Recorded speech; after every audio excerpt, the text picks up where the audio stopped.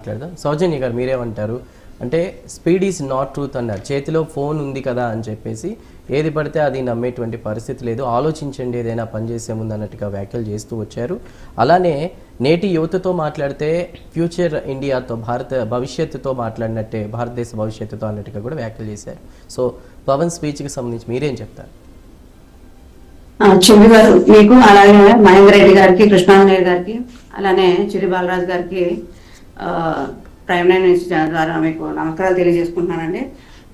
ఈరోజు ముఖ్యంగా 80వ స్వతంత్ర దినోత్సవ వేడుకల్లో, కాకినాడలో జరిగిన వేడుకల్లో పవన్ కళ్యాణ్ గారి స్పీచ్ చూస్తే నిజంగా చాలా భావోద్వేగంతో కూడిన ఒక మంచి సందేశాన్ని పవన్ కళ్యాణ్ గారు యువతకు ఇచ్చారని చెప్పని మనకు అర్థమవుతా ఉంది.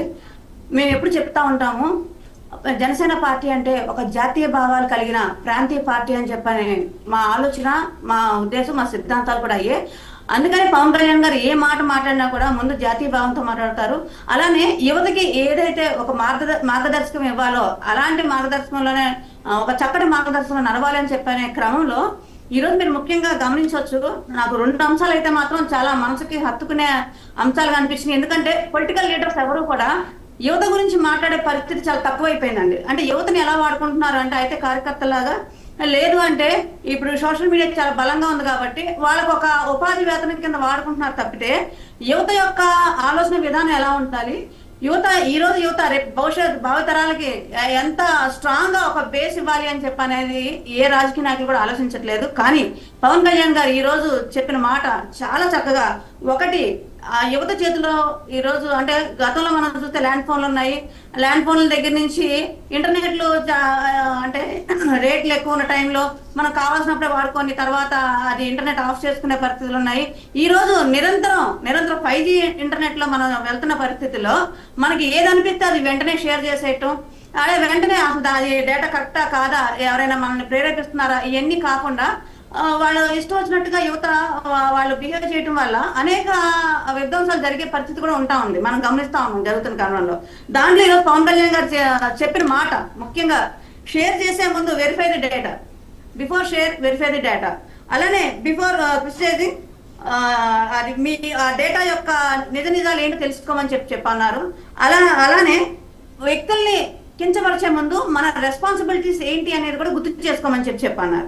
అంటే ఈ మూడు అంశాలు కూడా చాలా కీలకం అండి ఇప్పుడున్న యువతలో. ఎందుకంటే ప్రతి యువత కూడా చాలా ఈజీగా, అంటే ఒక అంశాన్ని, మనకి రాజ్యాంగం ఇచ్చిన వాక్ స్వేచ్ఛ ఏదైతే ఉందో దాన్ని చాలా సింప్లిఫై చేసుకొని వెంటనే దాన్ని షేర్ చేయడం, దాంట్లో నిజాలు ఉన్నాయో లేదో తెలియదు, ఎదుటి మనుషులు కించపరిచే విధానం ఒక స్థాయి దాటిపోయి ఏ స్థాయిగా వెళ్ళిపోయిందంటే, అంటే వాళ్ళని విమర్శించడంతో పాటు ఇళ్లలో మహిళలను కూడా తీసుకొచ్చి విమర్శించే స్థాయికి మనం దిగజారిపోతున్నాం. ఆ రోజుకి యువత చేతిలోనే దేశ భవిష్యత్తు ఉంది, అది మనం మొదటి నుంచి చెప్పుకుంటున్న విషయమే. కానీ అదే యువతను మనం ఎలా వాడుకుంటున్నాం. కాబట్టి యువత ఆలోచించండి.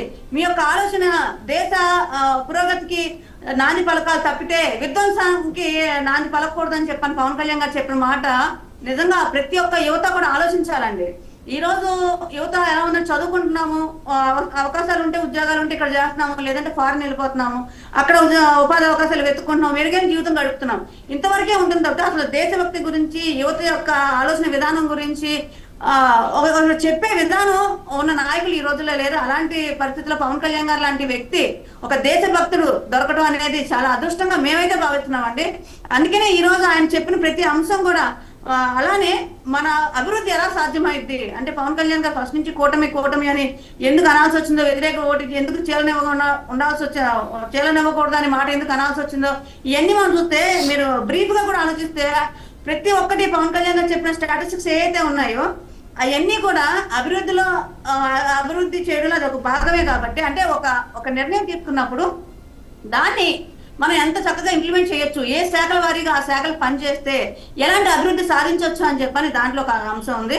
అలానే యువత విషయంలో చేసిన ఏదైతే ఆయన చెప్పిన మాటలు ఉన్నాయో అది ప్రతి ఒక్కళ్ళు ఫాలో అయితే మాత్రం ఖచ్చితంగా ఒక మంచి ఒక భావితరాల భవిష్యత్తు, అలాగే దేశ పురోగతిని మనం చూడొచ్చు అని చెప్పని మనం తెలియజేస్తున్నానండి. రైట్ సౌజన్య.